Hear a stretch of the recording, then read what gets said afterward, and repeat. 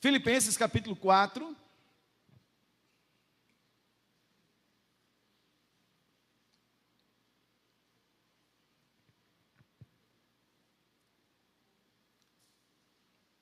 Nós vamos ler o verso 6 e o verso 7. Filipenses,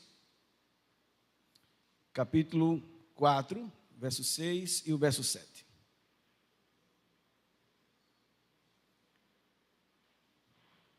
Assim nos diz a palavra do Senhor: não andeis ansiosos de coisa alguma, em tudo, porém, sejam conhecidas diante de Deus as vossas petições, pela oração, pela súplica, com ações de graças. E a paz de Deus, que excede a todo entendimento, guardará o vosso coração e a vossa mente em Cristo Jesus. Senhor, nós queremos te agradecer por tua palavra, te agradecer por esse tempo que tivemos de adoração ao teu nome por meio da música. Obrigado, Senhor, porque podemos descansar no Senhor, porque o Senhor trabalha por aqueles que nele esperam. Te agradecemos, Senhor, e te damos graças, porque a tua forte mão nos sustenta, mesmo quando nós não estamos percebendo, o nosso coração diz que não, mas a tua palavra diz que sim, que o Senhor nos sustenta, que o Senhor nos guarda, que o Senhor nos protege, Senhor. E que mesmo em meio à escuridão, em meio às lutas, o Senhor se erguerá, o Senhor glorificará o teu nome e nos abençoará. Te apresentamos, Senhor, o nosso coração e a nossa mente nesse instante, pedindo para que o teu Espírito nos traga entendimento, fale mais uma vez ao nosso coração. Que a tua palavra, Senhor, encontre guarida no coração de cada um daqueles que estarão ouvindo a tua palavra. Que nós sejamos fortalecidos por tua palavra, Senhor, nesta noite. Se algum impedimento, Senhor, que nos faz com que os nossos ouvidos estejam surdos, nós te pedimos que o Senhor rompa, Senhor, a nossa surdez e possamos ouvir a tua voz. Se nós te oramos, no nome de Jesus, amém e amém. Como os irmãos já sabem, esse mês nós estamos dedicando ou fazendo exposições bíblicas a respeito dessas situações que a nossa alma muitas vezes se encontra. Nosso coração, por vezes, se encontra ansioso. Nossa alma, por vezes, se encontra abatida. Nosso ser, por vezes, se encontra sem força, sem energia para reagir, para agir. E nós só podemos encontrar, irmãos, alento, consolo, vigor, renovação na palavra do Senhor. Como eu disse domingo passado, esses problemas que a nossa sociedade enfrenta e que tem se intensificado, sim, não é nada novo. Homens de Deus experimentaram isso. A palavra de Deus nos fala disso. É por isso que nós precisamos ouvir aquilo que Deus tem para nós. Talvez mesmo você tendo ouvido a palavra do Senhor na semana passada sobre a questão da ansiedade. Talvez ainda nessa semana você ainda ficou ansioso. Você ainda ficou preocupado. Sim, nós estamos numa luta com nós mesmos. Suplicando a graça de Deus para não apenas sermos cientes dessa palavra, mas experimentarmos e vivemos essa palavra. Muitas vezes sabemos muito bem da teoria, mas na prática é mais complicado. Muitas vezes pregamos até aqui, ouvimos a mensagem e amanhã somos desafiados. Eu me recordo que naquela época da pandemia, nós tratamos também sobre isso. E uma das mensagens, foi justamente em Mateus 6, e eu me recordo que preguei, gravei a mensagem, colocamos no YouTube, aquele período que ninguém tem saudade. E no dia seguinte, irmãos, eu estava ansioso. No dia seguinte eu estava preocupado.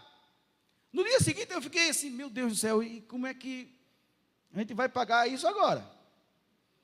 e a questão lá dos irmãos, e os compromissos da igreja que nós temos, e você começa, e eu tive que parar e dizer assim: peraí, Elcias, o que foi que você pregou ontem? Que você ouviu, leu, preparou e expôs para a igreja? É que o Senhor cuide, então Ele vai cuidar. Então é um exercício, irmãos, que nós temos que fazer, e esse exercício muitas vezes não é fácil, e ele é uma caminhada, é um processo até aprendermos a descansar no Senhor. O texto que nós lemos é a carta do apóstolo Paulo aos Filipenses, e é interessante que as palavras de Paulo, as recomendações de Paulo a esses irmãos, poderiam não ser essas palavras. O contexto em que Paulo está vivendo, o contexto em que Paulo está escrevendo essa carta, não é nenhum contexto bom, no ponto de vista humano. Ele não está no spa, ele não está fazendo turismo, ele não está numa beira da praia, à sombra, tomando água de coco e escrevendo essa carta, dizendo aos filipenses: ó Filipenses, não vos preocupeis com coisa alguma, não fiquem preocupados, não fiquem ansiosos, alegrem-se no Senhor. Dizer isso, irmãos, quando nós estamos na beira da praia, na sombra, tomando água de coco, digitando lá, é muito bom. Mas não foi esse contexto que Paulo escreveu. Paulo dá essas últimas recomendações nessa carta aos irmãos, como por exemplo, versículo 4, olha aí comigo: alegrai-vos no Senhor sempre, outra vez vos digo, alegrai-vos. Ele está preso, irmãos. Ele está preso. Ele sabe que seus dias estão se findando, o seu ministério está chegando ao final. Ele sabe que sua cabeça está para ser degolada a qualquer momento. A qualquer momento o carcereiro vai bater lá no seu cárcere, vai dizer: apóstolo Paulo, é você, Paulo de Tarso, então vem aqui. E ele sabe que quando ele sair, será a sua execução. Como é que você estaria? Como é que você se sentiria? Como é que eu me sentiria diante desse contexto? Sabendo que a qualquer momento vão chamar pelo meu nome. Quando chamarem, não é para receber uma visita, mas é para ser executado. Provavelmente nosso coração ficaria preocupado. Provavelmente o nosso coração ficaria aflito. Mas não é isso que acontece com o apóstolo Paulo, a ponto que ele escreve para a igreja, dizendo àqueles irmãos: alegrai-vos no Senhor, outra vez vos digo, alegrai-vos. É nesta carta que ele vai dizer: aprendi a viver contente em toda e qualquer situação, porque tudo posso naquele que me fortalece. A questão, irmãos, não é o apóstolo, a questão não é a circunstância, a questão é Cristo. É Cristo. Por estar em Cristo, Paulo enxerga o mundo, as circunstâncias, com uma outra visão. Por exemplo, quando ele vai escrever essa carta, ele vai dizer que ele é prisioneiro de Cristo. Ele não é prisioneiro de Nero, ele não é prisioneiro de Roma, ele é prisioneiro de Cristo. Ele sabe que as circunstâncias que ele está vivendo estão dentro dos propósitos soberanos de Deus para a sua vida. Por isso que ele descansa. Ele descansa. E porque ele aprendeu a descansar e confiar a Deus as suas ansiedades, as suas preocupações, ele escreve para aqueles irmãos. Por isso que ele escreve não de forma teórica. Você já ouviu aquelas pessoas que dizem assim, façam assado, mas eles mesmos não conseguem fazer? Na teoria é muito bonito. A questão que Paulo faz aqui, ele não tem apenas a autoridade do Espírito para dizer àqueles irmãos: não fiquem preocupados por coisa alguma. Mas ele diz com autoridade, porque ele está experimentando isso naquele momento. São as últimas palavras aqui no capítulo 4 do apóstolo Paulo, quando ele vai trazer conselhos práticos para aquela igreja. E dentre esses conselhos, ele vai tocar nesse problema da ansiedade. ele vai tocar nesse problema da preocupação que nós sempre temos. E vamos ouvir então aquilo que Deus, por meio do apóstolo Paulo, nos instrui nesse texto a respeito da ansiedade. E qual o caminho que devemos tomar para vencermos a ansiedade? Que resultado nós obteremos? E quais lições nós podemos trazer para a nossa vida?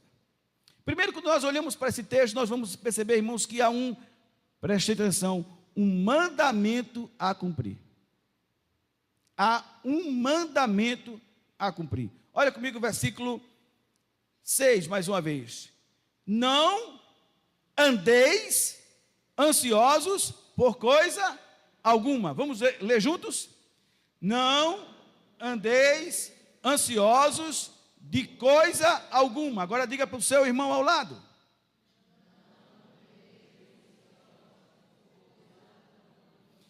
Assim como Jesus disse, não andeis preocupados, Paulo agora ele replica as palavras de Jesus, dizendo, não andeis preocupados. Lembre-se que ele está sob a direção do Espírito. Paulo não está aqui, assim como Jesus, não está dizendo, tente não ficar preocupado. Ele não está dizendo, se esforce por não ficar preocupado. Ele está dizendo, não andeis ansiosos por coisa alguma. O verbo aqui andar, irmãos, como nós vimos mês passado, né? O andar cristão, andar fala de conduta, fala de ações. Então o que é que Paulo está nos dizendo aqui? Pelo Espírito, há uma ordenança, porque o verbo aqui está no imperativo. Esse verbo imperativo é algo contínuo, não é apenas para um momento, é sempre. Então, está falando de uma conduta que nós devemos ter, de um modo de vida que nós devemos ter. Sim, irmãos, em algum momento nós vamos estar preocupados, em algum momento nós vamos ficar ansiosos. Quem não vai ficar preocupado, ansioso, amanhã, sabendo que amanhã terá que fazer uma cirurgia? Quem não fica preocupado, ansioso por esperar o resultado de uma biópsia, para saber se aquilo vai ser, o resultado vai ser maligno ou benigno? Quem aqui vai, estou esperando o resultado de uma biópsia aí, para saber se é cancerígeno ou não. Estou de boa. Não, irmãos, não existe isso. A gente sim fica preocupado. Mas como, e volto a repetir, essa preocupação ela vem, ela nos assalta, mas ela não pode tomar conta da nossa vida. Ela não pode nos dominar. Ela não pode nos paralisar, porque é isso que a ansiedade faz. Ela nos paralisa. Eu estava lendo sobre o conceito, a definição de ansiedade, e sabe qual é a ideia da palavra ansiedade? É de estrangulamento. A palavra ansiedade era a palavra usada para estrangulamento.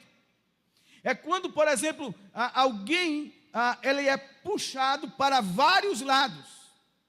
Imagina uma corda no seu pescoço, em que alguém puxa para frente, outro puxa para um lado, outra puxa para o outro, outra puxa para trás, outro puxa para baixo.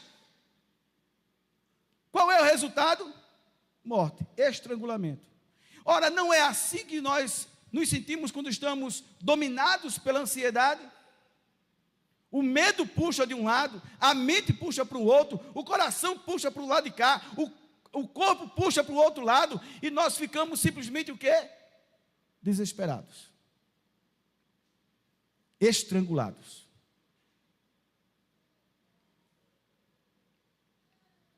O Senhor Jesus diz e Paulo diz, não andeis ansiosos. Não há nenhum benefício em ter uma vida de ansiedade. Volto a repetir, momentos de ansiedade, irmãos, na nossa vida pontual, isso é inevitável.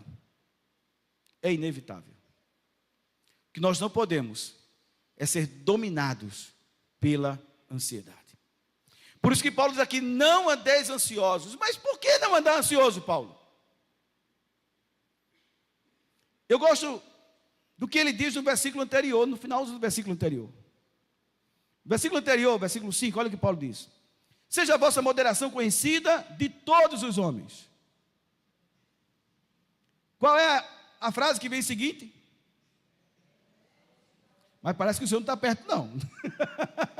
Qual é a frase que vem seguinte, irmãos? Perto está o Senhor.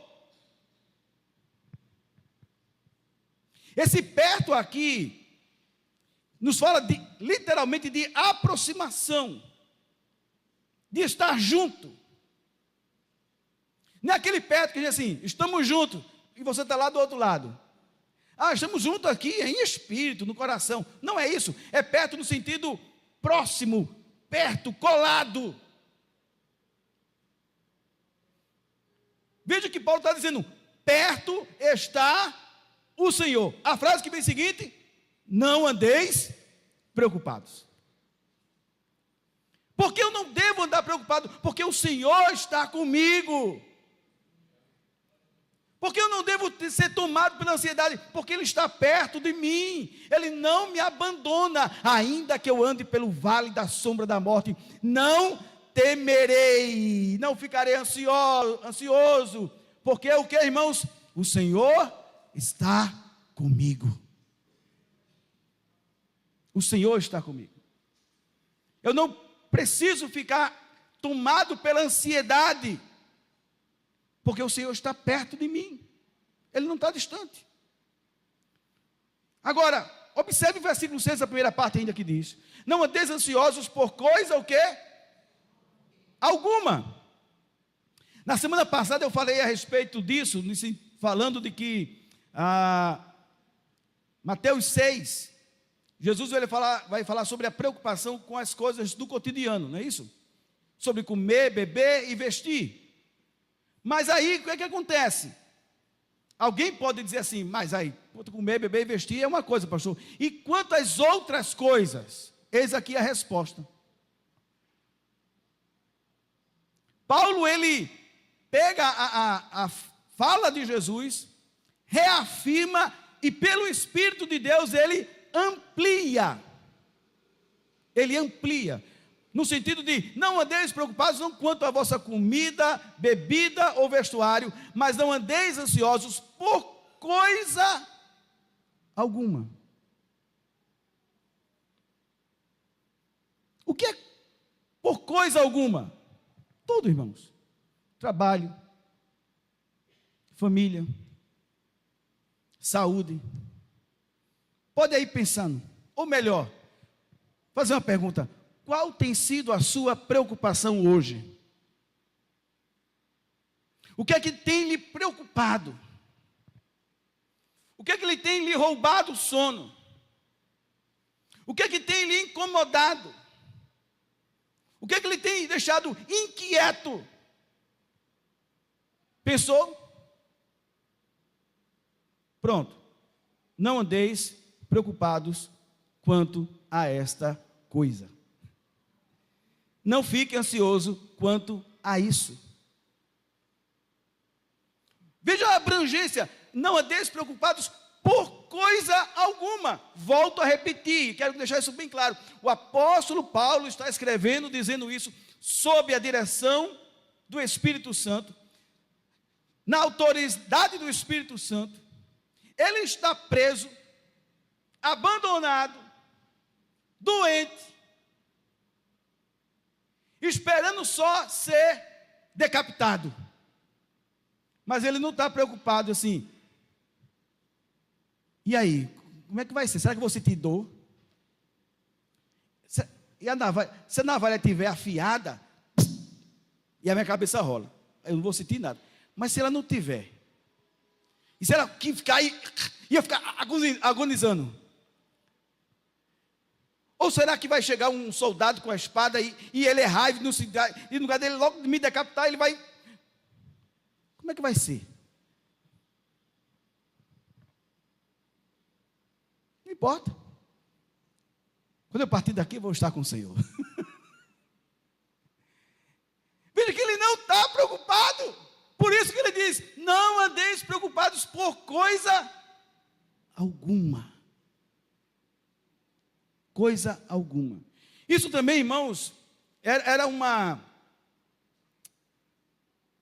consolo e um encorajamento para aqueles irmãos, porque aqueles irmãos estavam preocupados com o apóstolo Paulo, a ponto que mandaram Epafrodito, um irmão lá de Filipos, a levar donativos e saber como o apóstolo Paulo estava. E Paulo vai dizer assim que recebeu os donativos e recebeu esse irmão, e isso lhe alegrou o coração e tudo mais.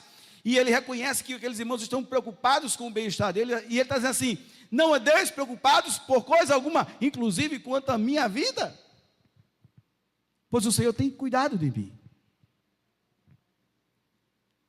É um mandamento, irmãos, não é uma opção para nós. Como Jesus diz, quando somos tomados pela ansiedade, isso não condiz com os cidadãos do reino. Porque Jesus vai dizer: os gentios, os pagãos é que vivem assim. Vocês não. Vocês têm um Pai Celeste que cuida de vocês. Amém? Então não fica preocupado, não fica ansioso. Ah, pastor, dizer não ficar é uma coisa, eu já estou. Eu já estou preocupado. Então coloque a sua preocupação nas mãos do Senhor, lançando sobre Ele toda a vossa ansiedade, porque Ele tem cuidado de vós. Mas Paulo continua aqui dizendo, não apenas a ordem.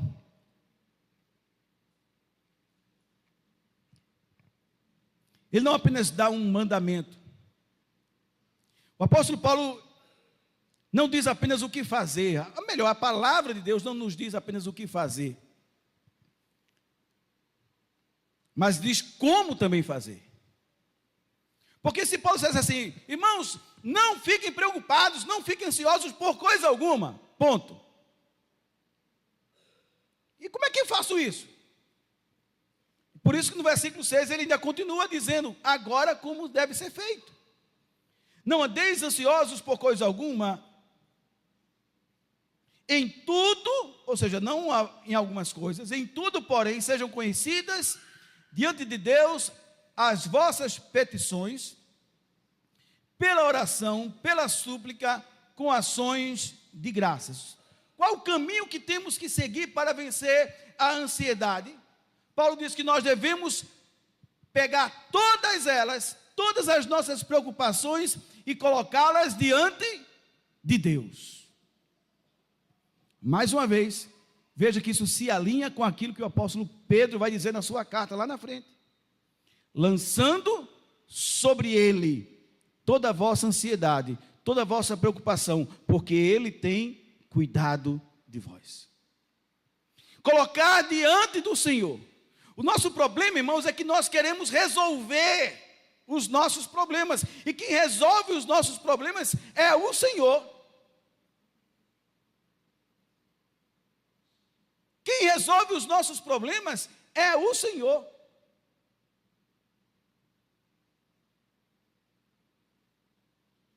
Entrega o teu caminho ao Senhor, confia nele, e o mais Ele fará.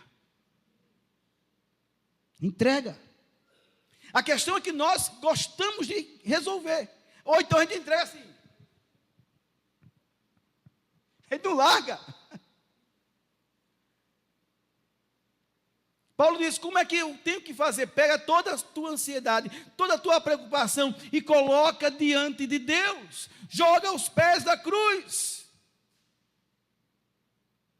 Antes as vossas petições, as vossas ansiedades sejam conhecidas diante de Deus. Mas espera aí, e será que Deus não conhece? Será que Deus não conhece? Será que Deus não sabe do que, por exemplo, você precisa? Ele conhece sim, irmãos. Jesus disse: o vosso Pai Celeste sabe que necessitais de todas estas coisas. Ele sabe. Então o que Paulo está querendo dizer aqui? É que mesmo que nós saibamos que Ele sabe, isso não deve ser um motivo para nós não fazermos o que devemos fazer.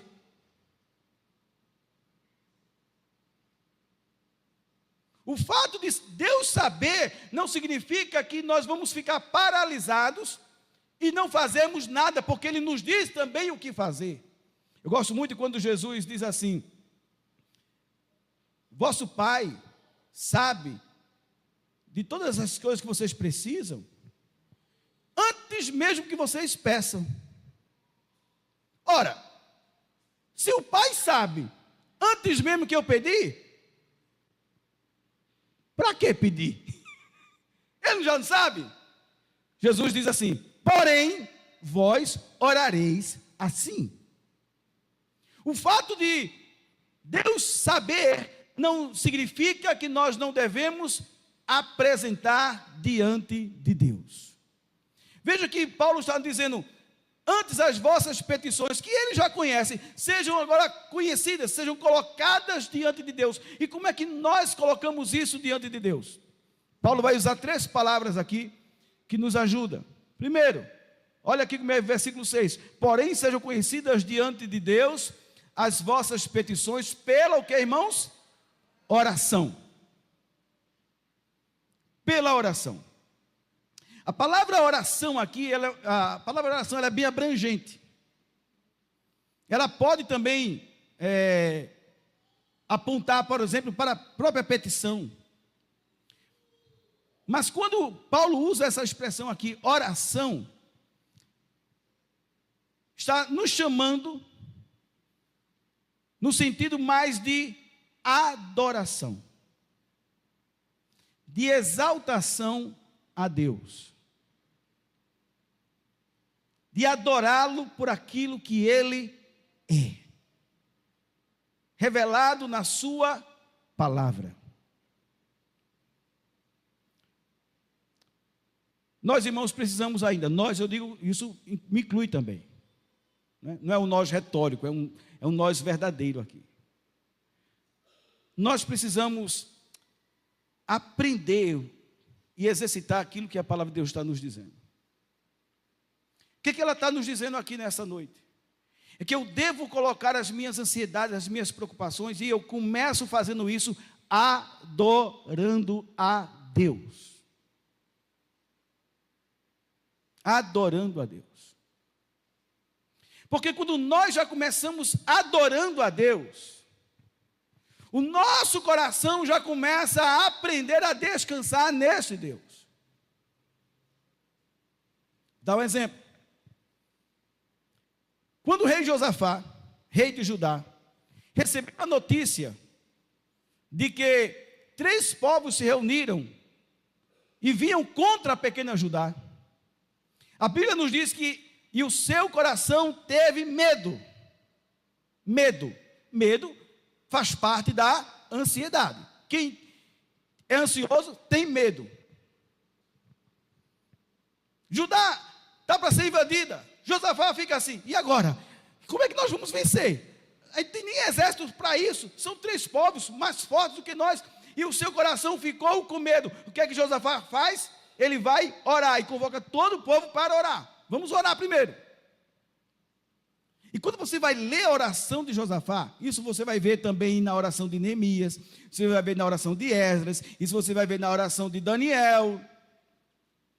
Eles começam exaltando a Deus. Antes deles colocarem o problema diante de Deus, eles dizem: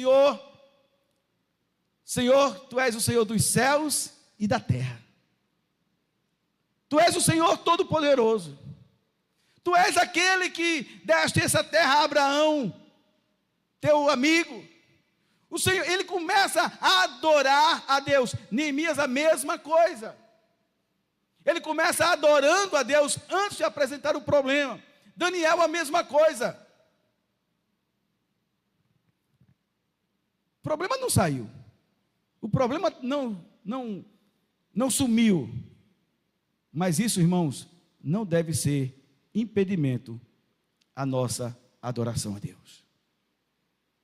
Mesmo com o problema ainda lá, nós devemos, e como é que nós vamos colocá-lo diante de Deus? Senhor, Tu és poderoso, Tu és o Rei dos céus e da terra, Tu és o Senhor dos senhores, não há Deus como o Senhor. Apesar dessa glória que Tu tens, Tu te importas comigo.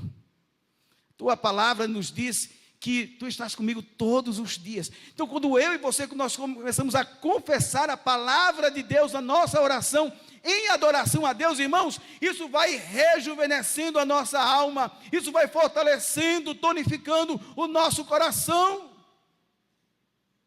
O que é que nós temos que fazer? Orar, adorando a Deus. Mas Paulo diz uma outra palavra: sejam conhecidas as vossas petições, as vossas necessidades, as vossas preocupações, pela oração, pela o quê?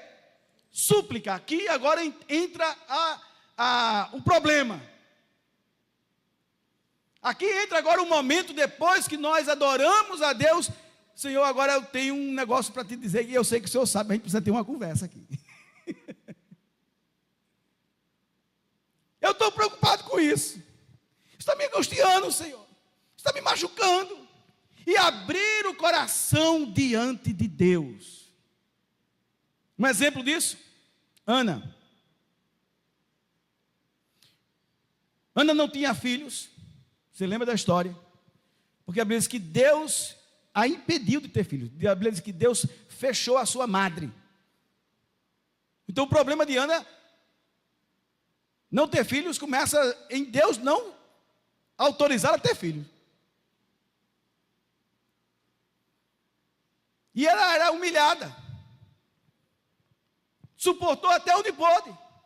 Até que ela chega um dia na casa do Senhor para adorar, porque eles foram lá para adorar o Senhor. E depois de terem oferecido o sacrifício, depois de terem adorado, o que é que ela faz? E a Bíblia diz que Ana orou ao Senhor e derramou a sua alma perante o Senhor. Irmãos, eu acho muito bonito, interessante essa expressão. Ela derramou a sua alma perante o Senhor. Ela disse tudo a Deus, como ela estava se sentindo. Ela disse tudo a Deus, o que angustiava o seu coração. Ela disse tudo a Deus, o que lhe machucava. Ela disse tudo a Deus, o que fazia suas lágrimas correrem. Ela disse tudo a Deus, o que fazia perder o sono à noite. Ela derramou a sua alma perante o Senhor. Sejam conhecidas as vossas necessidades pela oração, adoração e pela o quê? Súplica. Ana orou tão intensamente que ela apenas balbuciava as palavras, a ponto que o sumo sacerdote ali a teve por embriagada. E quando Eli diz assim: ó, mulher, uma hora dessa já estás bêbada, pelo amor de Deus, uma hora dessa, uma mulher bêbada, indo na casa do Senhor, não faça negócio desse não. E qual é a palavra de Ana? Oh, meu Senhor, eu não sou uma mulher embriagada, mas sou uma mulher amargurada. Tenho derramado diante do Senhor a minha amargura.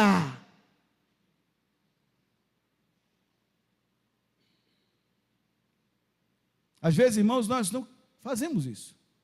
A gente derrama a nossa amargura ao nosso cônjuge, a gente derrama a nossa amargura com o colega, mas não diante de Deus. E aí tem aquela ideia assim: eu não vou incomodar Deus com esse negócio. Ele já sabe, ele sabe, mas ele quer que você diga.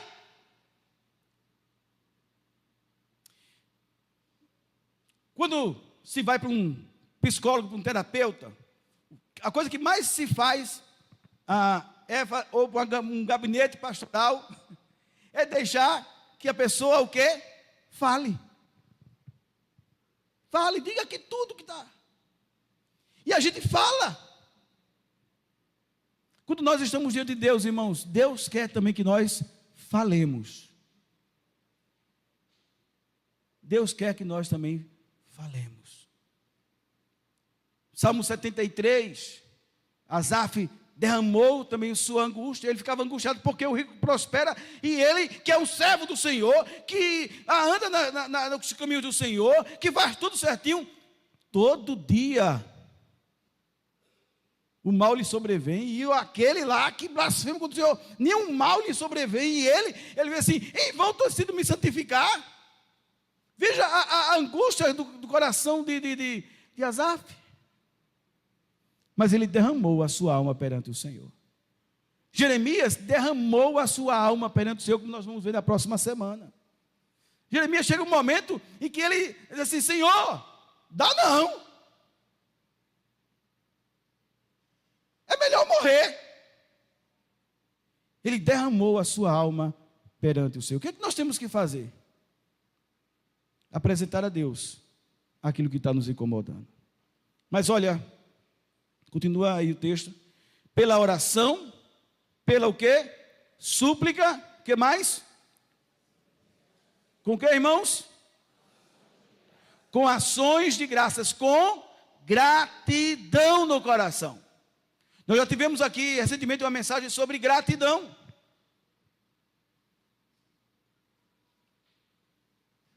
Mas, pastor, o problema ainda não saiu. Sim. A gente só agradece ao Senhor depois que o problema está resolvido. A gente agradece ao Senhor antes. Amém, irmãos?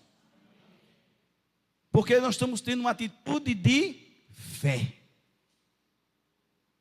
O problema ainda está lá. Mas, Senhor, muito obrigado, porque eu sei que o Senhor vai dar uma solução nesse negócio. O problema está lá, mas eu sei que o Senhor vai resolver. Com gratidão no nosso coração. Alguns comentaristas chegam a dizer que um dos nossos problemas de ansiedade é justamente a questão da gratidão. Se nós formos mais gratos ao Senhor, irmãos, nosso coração estará menos preocupado.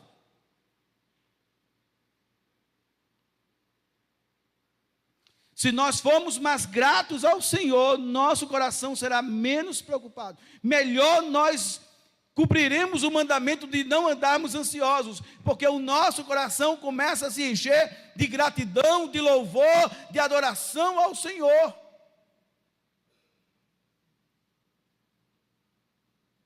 Há uma ordem: não andeis ansiosos, porque perto está o Senhor. Qual a abrangência? Todas as coisas. Não é por algumas coisas que nós devemos não ficar ansiosos, por coisa alguma. Como é que nós então enfrentamos? Pela oração, pela súplica e pela gratidão ao Senhor. Algo belo da palavra do Senhor, irmãos, é que se nós fazemos algumas perguntas, o Espírito de Deus já nos traz a resposta, pela própria palavra. Quem pensa aqui comigo? Não andeis ansiosos, está certo. E como é que eu faço isso? Apresente diante de Deus oração, súplica e ações de graças. Sim, e qual é o resultado? E depois, o que é que vai acontecer? Olha o que é que vai acontecer.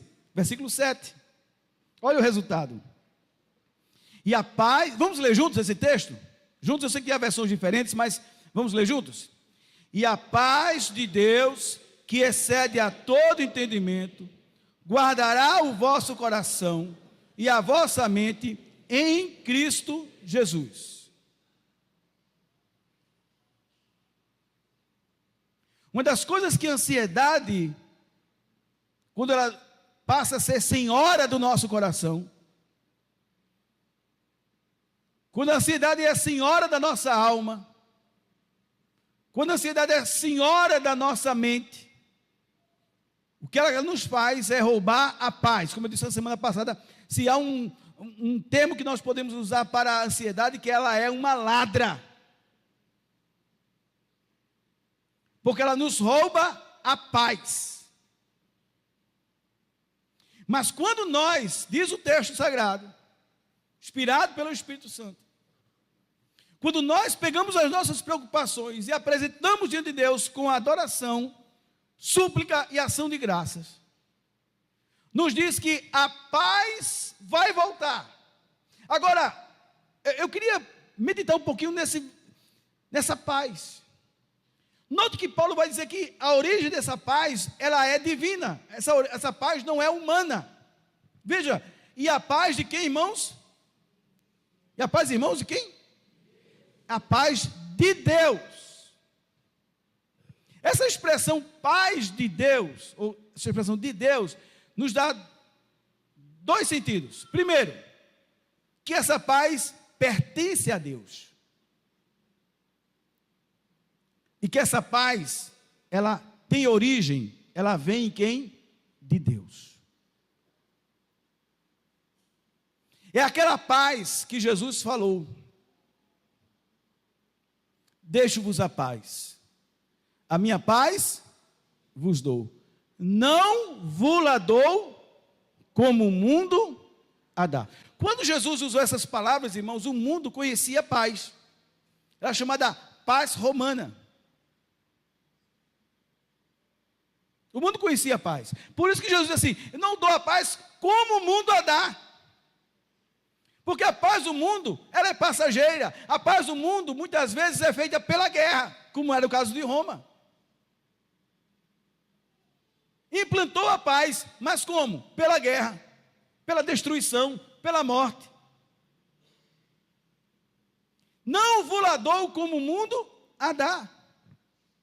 A paz que vai preencher o nosso coração e expulsar a ansiedade do nosso coração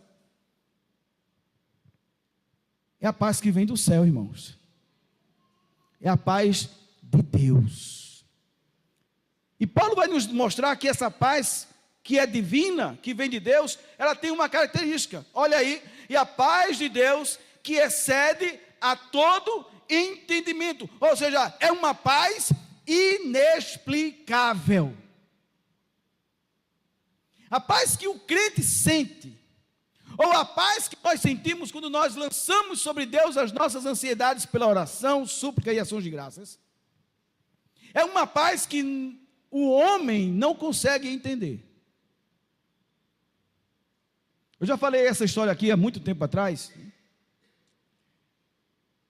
Logo no início do meu ministério, trabalhando em uma comunidade, aqui na área norte, em Recife, morro, e quando é aquele período de chuva, já se sabia, era aquela tensão. Eu me recordo que eu cheguei num domingo pela manhã, e alguns irmãos me procuraram logo, e disseram assim: pastor, olhe, a irmã Joaninha, ela já está com o Senhor, a barreira caiu e a água entrou na casa dela, e eu fiquei preocupado. Eu fiz: irmãos, então fiquem aí, eu vou lá.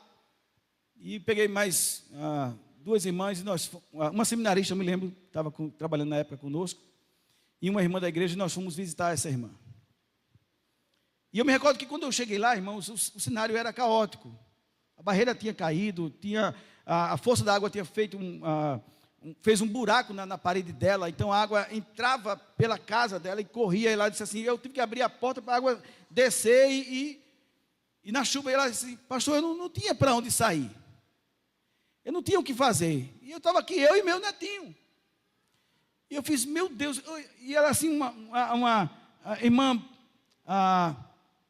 bem velhinha, cansada, e ela disse assim: pastor, eu não sabia o que fazer. Aí eu fiquei aqui, peguei meu netinho, fiquei no cantinho, e orei a Deus, assim: Deus, tome de conta. Ela fez: mas pastor, sabe o que aconteceu? Eu falei: não, agora eu quero saber. Ela fez: Deus colocou uma música no meu coração, E eu comecei a cantar a Deus, e eu me lembro da música que Deus colocou no meu coração. Irmãos, ela começou a cantar, era uma música de adoração a Deus, do cuidado de Deus, do poder de Deus.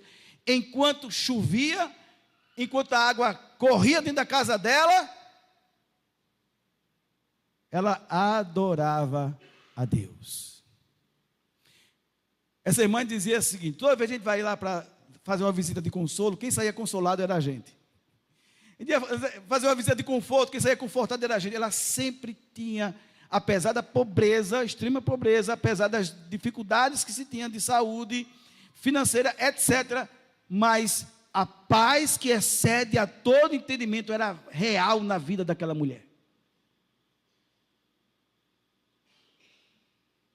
Era real na vida daquele irmão. Irmãos, é esta paz que Paulo está dizendo aqui. Não é que o problema vai sumir, como no passe de mágica. Não é que a luta vai desaparecer, ela vai continuar lá. Mas a paz de Deus, que excede a todo entendimento, guardará o nosso coração. Veja, a paz de Deus, que excede a todo entendimento, ela é inexplicável. Ela é inexplicável. Por isso que as pessoas olham para o crente e dizem assim: eu não entendo esses crentes, né? Esses crentes são meio doidos mesmo. Rapaz, eu sei que aquela pessoa está passando por isso, mas olha, está cantando, está louvando, está isso, está tudo bem. Como está tudo bem? Por quê, irmãos? Porque a paz que o mundo entende é a paz sem problema. É a paz lá de um lago, tranquilo, com os cisnezinhos, no pôr do sol. Essa é a paz que o mundo entende. Mas como alguém já disse, paz é aquilo que os passarinhos têm quando eles fazem seus ninhos junto a uma cachoeira. O passarinho faz ninho junto à cachoeira. Está aquele turbilhão de água caindo, está aquele barulho de água caindo, e eles estão lá no ninho cantando. A paz de Deus, que excede a todo entendimento. Vai fazer o que essa paz? Olha aí o versículo 7. Vai o que, irmãos? Guardar coração e mente em Cristo Jesus. A expressão aqui guardar é interessante porque Paulo usa a palavra aqui guardar, que era a palavra usada para a guarda pretoriana, era a guarda de elite do império, aquela que guardava o imperador.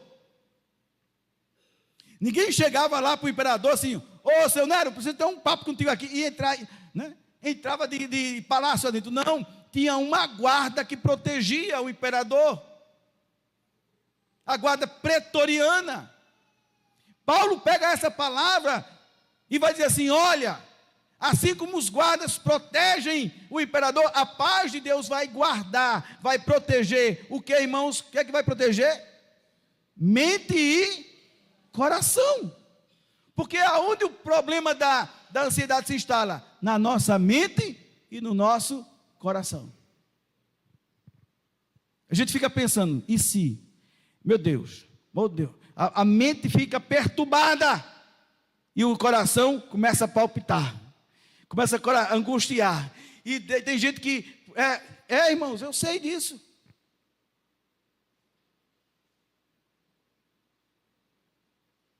Mas o texto que está dizendo o quê? Que quando nós lançamos sobre ele as nossas ansiedades, as nossas preocupações, pela oração, pela súplica e com ações de graças, a paz que é de Deus guardará, que excede a todo entendimento, guardará o quê? A minha mente e o meu coração. Mas observe o detalhe: em Cristo Jesus. Essa paz só é para aqueles que estão em Cristo Jesus. O descrente,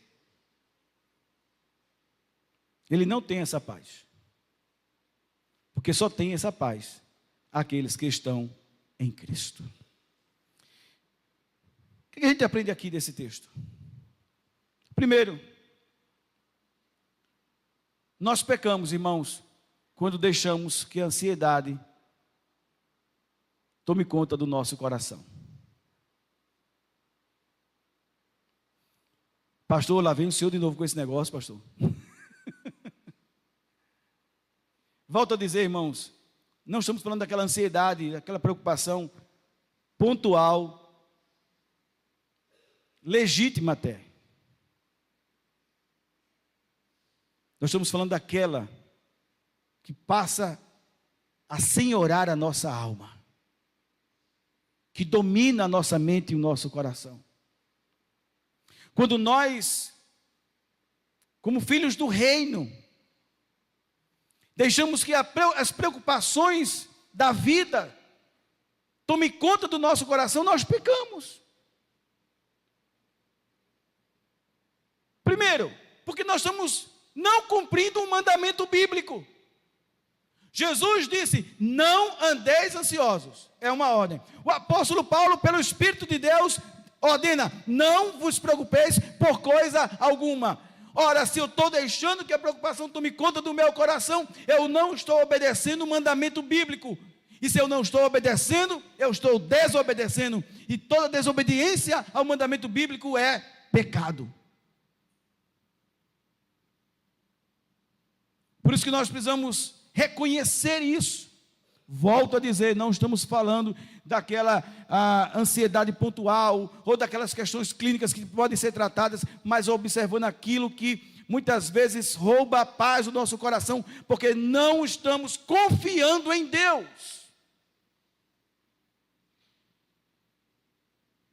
que pode suprir todas as nossas necessidades. Todas as nossas necessidades. Todas as nossas necessidades. Todas as nossas necessidades. Precisamos reconhecer que temos pecado quando nós deixamos que a ansiedade tome conta do nosso coração. E o que nós fazemos quando nós reconhecemos isso? Nós vamos à cruz e pedimos perdão a Deus e pedimos que Ele nos ajude a confiar nele, a crer nele. Me permita uma rápida experiência. Eu compartilhei com isso aqui, uma quarta-feira dessa com os irmãos aqui, na quarta-feira.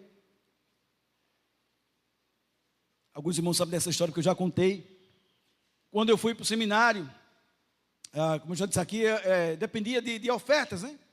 E eu me recordo que uma vez, aliás, sempre nós estávamos lá e os meus colegas diziam assim: olha, gente, eu quero agradecer aqui a Deus porque recebi uma oferta e consegui pagar a minha mensalidade.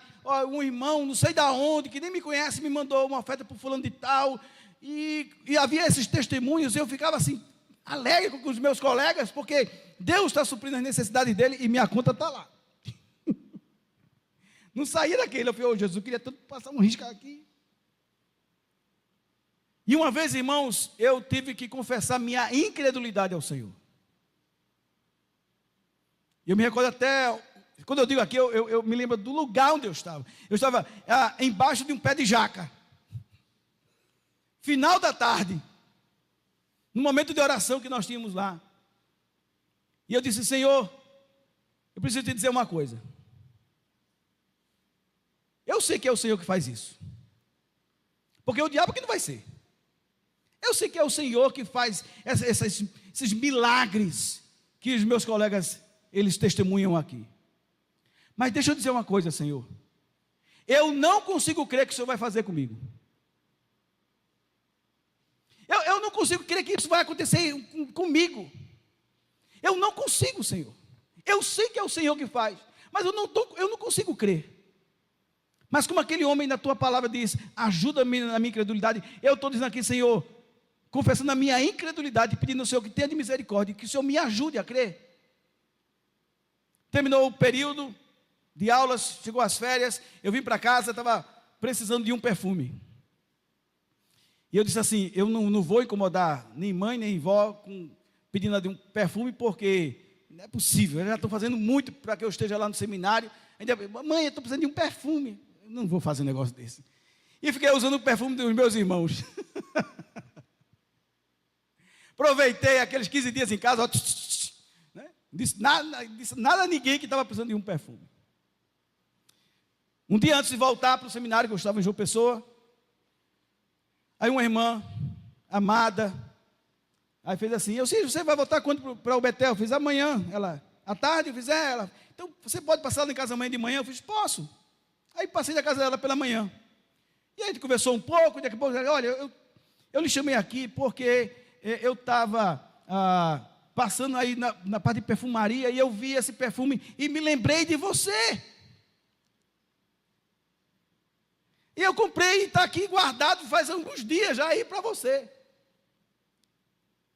Aí eu, oi, irmã, obrigado, obrigado, boa viagem, tal. E eu saí, eu me recordo que quando eu saí, Deus falou ao meu coração: o que você estava precisando? Sabe aquela coisa que você está andando bem ligeirinho, daqui a pouco você começa a andar devagar? Pronto, foi eu. Aí daqui a pouco eu, de um perfume. Quem disse a ela que você estava precisando de um perfume? Ninguém. Irmãos, e eu vi a voz do Senhor no meu coração dizer: eu cuido de você, confie em mim. E apesar dessa glória que tens, tu te importas comigo também. Dali em diante eu precisei aprender cada vez mais a descansar no Senhor, na sua provisão. E cada vez era um desafio maior.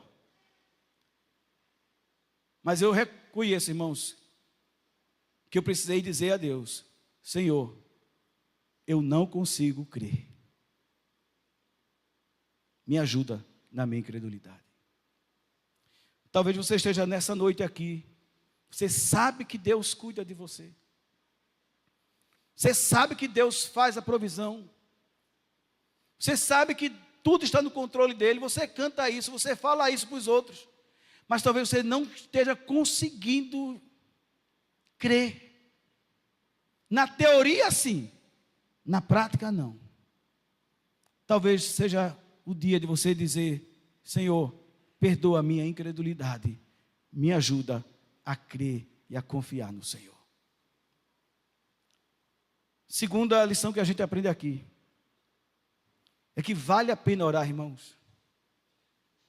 Vale a pena orar. O que nós precisamos não é de autoajuda, o que nós precisamos é a ajuda do alto. Às vezes se fala muito pense assim, como se autoajuda resolvesse o nosso problema. O que nós precisamos é a ajuda do alto. E a ajuda do alto, irmão, só vem pela oração. Nosso diácono Alain, na nossa reunião de oração, semana passada, ele disse algo que ficou na minha mente. Uma frase de John Piper, um pastor americano, que diz assim: vale a pena orar, mesmo que seja para encontrar uma agulha do palheiro. Vale a pena orar. Você já observou? Acho que você já disse isso. Eu já disse. Eu não vou incomodar Deus com isso, né? Para que eu vou incomodar? A oração são para coisas grandes, coisas impossíveis. Isso aqui a gente precisa orar. Não, irmãos. Sem Ele a gente não faz nada. Ele mesmo disse: sem mim nada podeis fazer. Nem um mexer o dedo midinho sem Ele a gente pode fazer. Nem piscar o olho a gente pode piscar sem Ele. Por isso que a gente precisa orar. A gente precisa buscar a Deus. A gente precisa colocar diante dele as nossas súplicas. A gente precisa chegar a Ele com adoração. A gente precisa chegar a Ele com gratidão na nossa alma. Vale a pena orar. Porque quando a gente ora, a paz de Deus, que excede a todo entendimento, guardará os nossos corações e mentes em Cristo Jesus. O problema, irmãos, é que eu e você não oramos tanto quanto deveríamos orar.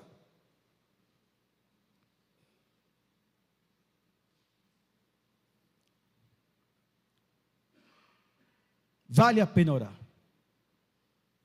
Terceira lição que a gente aprende aqui: a paz para a mente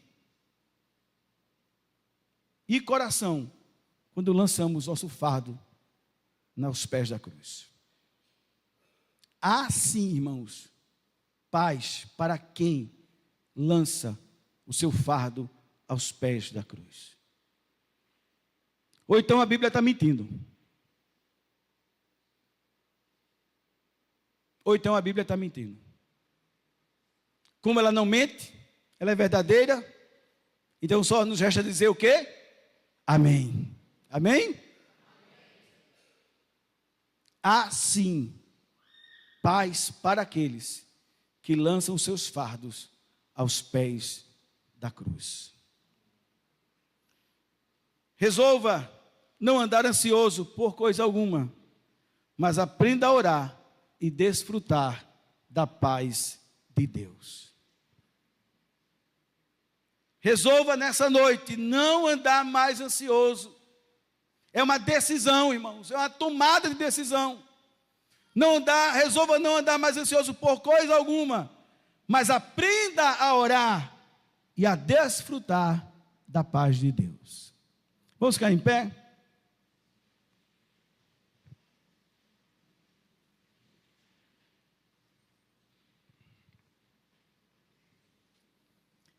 Nós fizemos isso domingo, mas não custa nada fazer novamente. Talvez alguns não estavam, alguns estavam, fizeram e não conseguiram ainda. Qual é a tua preocupação? O que é que está preocupando você? O que é que está preocupando você? Deus não mudou, irmãos. O mesmo Deus que cuidou de Elias é o mesmo Deus que cuida de nós. Amém? Ele não mudou. O mesmo Deus que cuidou do povo no deserto. Suas sandálias não se... 40 anos, irmão. Você já imaginou um negócio desse? As sandálias não se acabaram no deserto. Morreu, eita, ficou para quem? Para o filho. Do filho ficou para o neto. 40 anos. Porque não tinha sapataria lá no deserto. Tinha. Cadê a esposene daqui para comprar uma sandalinha? Não tinha, irmãos. As vestes não se acabaram. 40 anos Deus cuidou do seu povo no deserto. Não tinha C&A, não tinha renda, não tinha nada disso. Deus cuidou do seu povo, porque Ele não vai cuidar de você e de mim.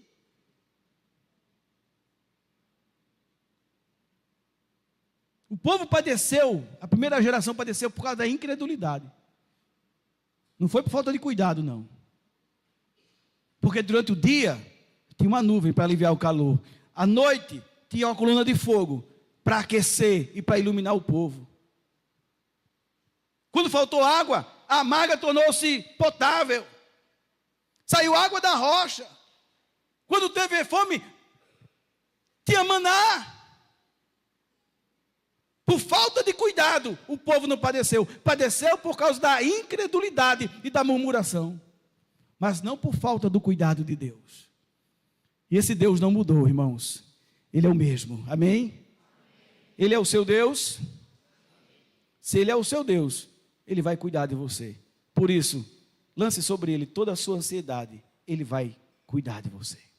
Fecha teus olhos, ora ao Senhor. Apresenta ao Senhor as tuas preocupações. Apresenta ao Senhor aquilo que tem tirado o seu sono. Confesse a sua incredulidade, se necessário, ao Senhor. Peça ajuda a Ele. Ó Deus, como é bom saber que Tu és um Deus tão grande, tão maravilhoso, tão poderoso, criador e sustentador de todas as coisas. Como é bom, Senhor, sabermos dessas coisas. Como nós cantamos, que apesar desta glória que Tu tens, Tu te importas conosco. Somos preciosos aos Teus olhos, não por merecimento, mas por Tua graça. Somos o Teu povo eleito, Senhor. Somos os Teus filhinhos. E sabemos que tu, como Pai Celeste, cuida muito bem dos teus filhinhos. Ó Deus, mas queremos confessar que nós muitas vezes, apesar de sabermos disso, Senhor, deixamos que a ansiedade, a preocupação se assenhorie da nossa mente, do nosso coração, e nos sentimos estrangulados, por não confiarmos que o Senhor cuida dos teus filhinhos. Ó Deus, queremos confessar nosso pecado de incredulidade, e ao mesmo tempo, Senhor, pedir que o Senhor nos ajude a crermos no Senhor, a nos ajude a descansarmos no Senhor, a não apenas sabermos e ouvirmos a Tua voz, mas obedecemos, dá-nos esta graça de obedecermos a Tua voz, quando diz, descansa no Senhor e espera nele. Ó Deus, nos ajuda a descansar em Ti, descansar no Teu cuidado, descansar na Tua proteção. Nos ajuda, Senhor, nos ajuda a chegarmos a Ti em adoração, nos ajuda a derramar a nossa alma perante o Senhor, nos ajuda a ter gratidão ao Senhor, para que possamos experimentar a paz que excede a todo entendimento, a Tua paz que excede a todo entendimento, e que nossa mente e nosso coração sejam guardados pelo Senhor. Ah, Senhor, como é bom saber que o Senhor cuida de nós, como é bom saber que a nossa mente e coração estão guardados em Ti, como é bom saber que nós podemos lançar sobre Ti as nossas ansiedades, porque o Senhor tem cuidado de nós. Como é bom saber que nós, muito mais do que autoajuda, nós precisamos da ajuda do alto, e temos a certeza que do alto vem a nossa ajuda. Nós apresentamos a Ti a nossa oração, com gratidão no nosso coração, em nome de Jesus. Amém. Amém.